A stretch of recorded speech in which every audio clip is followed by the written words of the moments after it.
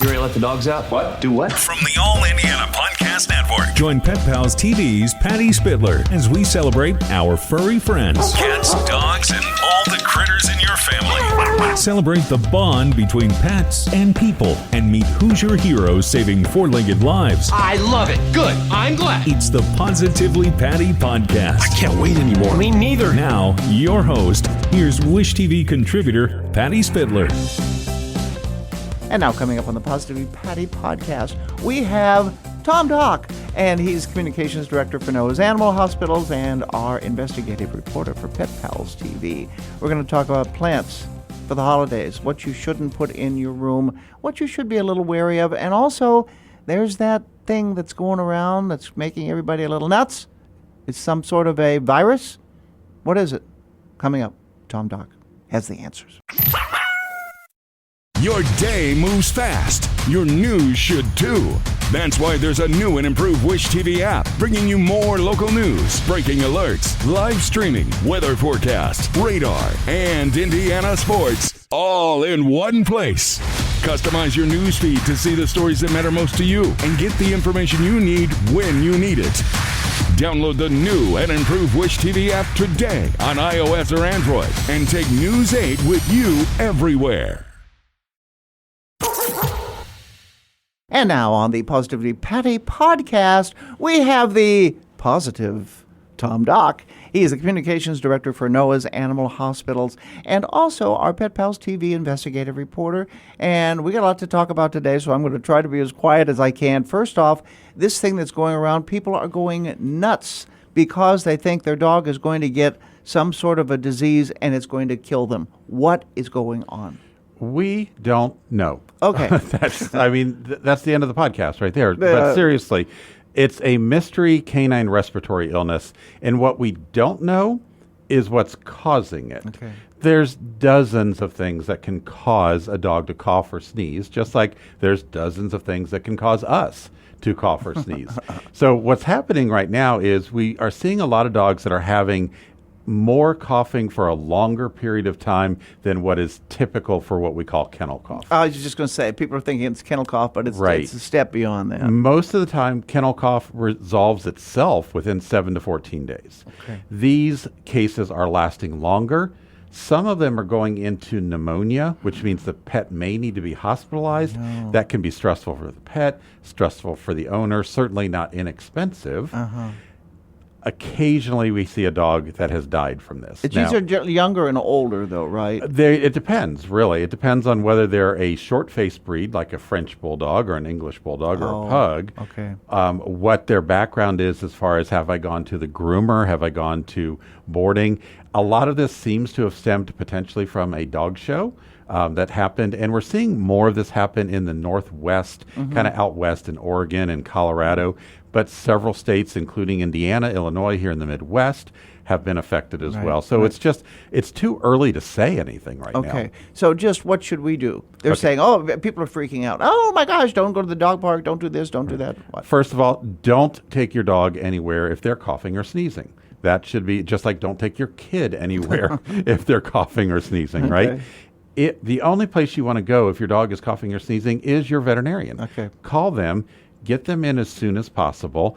If the veterinarian says, hey, let's do radiographs, say yes. Okay. If the veterinarian says, I'd like to run one of these respiratory panels to see what kind of bug we're dealing with, say yes. Okay. It might hit your pocketbook a little bit, but it's going to start giving us answers. All right. Well, so there you go. See your vet. All right. Next topic here, we're talking about the holidays, and that means people are buying festive things to put around. Plants can be bad for your dog and your cat. Tell us about that. They sure can. So there's kind of a bad list and a not so bad list. So let's start with the really bad list. Okay. Holly and mistletoe, American mistletoe, European mistletoe is very bad.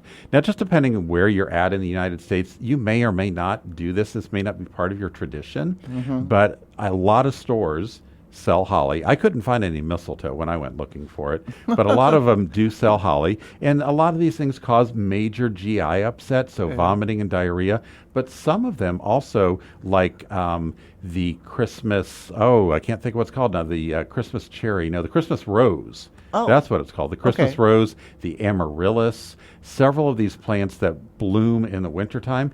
People, they want to get it to brighten up their home. Looks pretty, yeah. Yeah, but they can cause some major seizure activity. They can cause cardiac problems, heart arrhythmias, drops in blood pressure, and those are emergency situations that you've got to get into your veterinarian. Yeah, but you couldn't find any mistletoe. Darn it, I thought Darn. you'd bring some in. We don't have any hanging in here so that I can see. For those of you who are too young to know, mistletoe they used to hang up and you're supposed to kiss under it. So, all right, let's talk about some things that aren't so bad then. Sure. So we all heard the urban legend about poinsettias being terribly poisonous. Terrible right? poisonous. No. The actual poisonings that are associated with poinsettias are extremely rare. They do produce a milky sap that will irritate the dog's gums. It'll irritate the pet's GI tract, but very mild vomiting, diarrhea. Same thing with the Christmas cactus. Same type thing. Big thing that we haven't really talked about is Christmas trees. Ooh, and you know what's bad also, Christmas trees? This I know, the water. It can be. Everybody wants real trees now, which is great. But realize, that if they drink out of that water bowl, that could be very bad. It could be. It depends on the preservatives that are being used, obviously. The bigger problem that you see is a lot of these pets chewing on the tree. They're going to get some of the sap, which is an irritant. They're going to get the needles, which are irritants. And if they ate a whole bunch of them, it could cause an obstruction. But that's so rare. We hardly ever see that. We're more interested. But the cat's going to go up and knock the bulbs off. The cat, I mean, you got to put the tree in a cat-proof cage or hang it somewhere where the cat can't get I at have it. seen that where people will take a Christmas tree and hang it from the ceiling upside down. Right, so the cats can't get to it, but let's remember that cats like to be up high, too, so they'll find a way. They'll find a way. Cats will find a way. Yeah. Wonderful. So happy holidays. Be calm. Contact Tom. Go to our website, petpalstv.com, and you can ask you some questions if someone has a question or an answer, or just wants to say happy holidays. Yeah, and we'll keep everybody updated on that upper respiratory issue as we find out more things. We will find the answer eventually, and thankfully it's not killing a lot of dogs.